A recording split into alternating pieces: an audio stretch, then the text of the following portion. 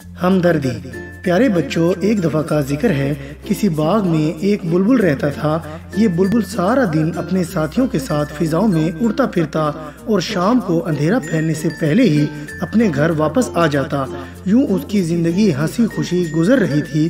ایک دن بلبل اپنے ساتھیوں کے ساتھ اڑتے اڑتے جنگل کی طرف جا نکلا۔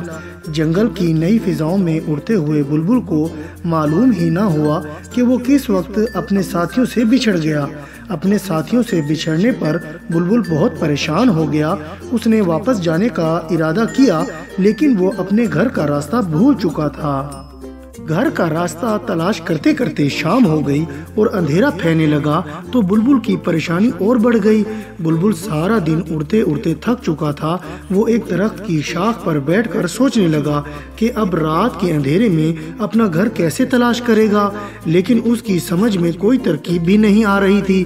بلبل کو اپنی غفلت پر بہت سخت غصہ آ رہا تھا۔ اگر وہ اپنے ساتھیوں سے جدا ہو کر آگے نہ بڑھ جاتا تو یوں راستہ بھول کر پریشان نہ ہوتا۔ بلبل ایک درخت کی شاخ پر بیٹھا چپکے چپکے رو رہا تھا کہ اتفاق سے ایک جگنو کا گزر ادھر سے ہوا۔ اس نے قریب پہنچ کر بلبل سے رونے کا سبب دریافت کیا تو بلبل نے اسے بتایا کہ وہ اپنے گھر کا راستہ بھول چکا ہے۔ یہ سن کر جگنو نے کہا، گھبراؤ نہیں، میں تمہاری مدد کروں گا۔ بلبل نے حیران ہو کر پوچھا، جگنو میاں، ہر طرف اندھیرا ہے، تم میری مدد کیسے کر سکتے ہو؟ جگنو مسکرا کر بولا، اگر رات اندھیری ہے تو کیا ہوا، اللہ تعالیٰ نے مجھے روشنی دے رکھی ہے، میں تمہارے ساتھ چلوں گا اور تمہیں گھر تک چھوڑ آؤں گا۔ بلبل کو جگنو کی بات سن کر بہت ہی حوصلہ ملا اور دونوں اکٹھے ہوا میں اڑنے لگے۔ جگنو آگے آگے روشنی کر رہا تھا اور بلبل اس کے پیچھے پیچھے اڑتا چلا جا رہا تھا۔ تھوڑی ہی دیر بعد بلبل کا گھونسلہ آ گیا۔ اس نے مشکل وقت میں مدد کرنے پر جگنو کا بہت ہی شکریہ ادا کیا اور اسے دعائیں دیں۔ تو پیارے بچوں، اس کہانی سے ہمیں یہ سبق حاصل ہوتا ہے کہ اللہ تعالیٰ اپنے ان بندوں سے خوش ہوتا ہے جو مشکل وقت میں دوسروں کی مدد کرتے ہیں۔ اسی لیے ہمیں بھی سب کا خیال رکھنا چاہیے۔ سونے کی اینٹ۔ پیارے بچوں، بہت عرصہ پہلے کی بات ہے، کسی شہر میں 3 دوست رہتے تھے۔ وہ مل کر کاروبار کرتے تھے اور ایک دوسرے کا بہت ہی خیال رکھتے تھے۔ وقت بہت اچھا گزر رہا تھا، لیکن بدقسمتی سے انہیں کاروبار میں نقصان ہو گیا۔ اب وہ تنگ دستی کی زندگی گزارنے پر مجبور ہو گئے تھے۔ پھر انہوں نے آپس میں مشورہ کیا کہ ہمیں کسی دوسرے شہر میں جا کر اپنی قسمت آزمانی چاہیے۔ چنانچہ وہ تینوں کچھ رقم اور ضروری سامان ہمراہ لے کر سفر پر روانہ ہو گئے۔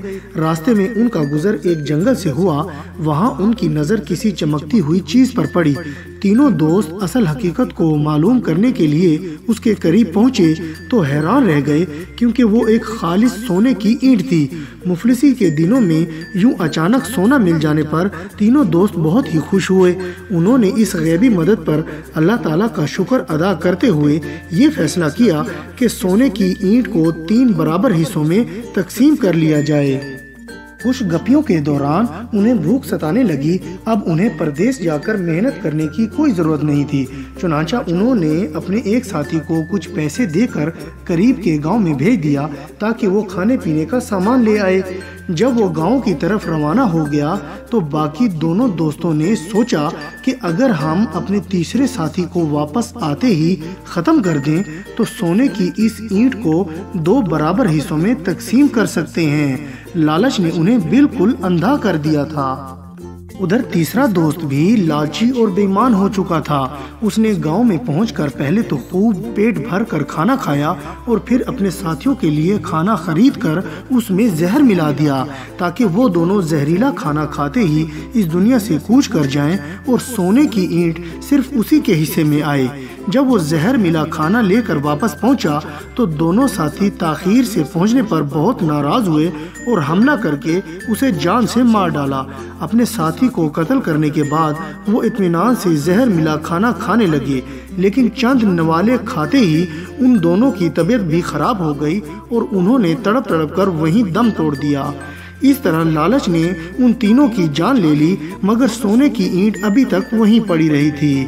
تو پیارے بچوں، اس کہانی سے ہمیں یہ سبق حاصل ہوتا ہے کہ لالچ اور بے ایمانی سے کچھ حاصل نہیں ہوتا، اس لیے ہمیں لالچ اور بے ایمانی سے باز رہنا چاہیے۔ اور بچوں میں امید کرتا ہوں کہ آپ کو میری یہ کہانی پسند آئی ہوگی اور آپ اس کو لائک، شیئر اور کمنٹس بھی کریں گے، اور سب سے ضروری بات یہ ہے کہ آپ میرے اس چینل کو سبسکرائب کرنا نہ بھولیے گا، اس سے آپ کو میری نئی کہانیوں کا بھی پتہ چلتا رہے گا۔ اور اب میں اجازت چاہتا ہوں، اپنا بہت خیال رکھیے گا۔ اللہ حافظ۔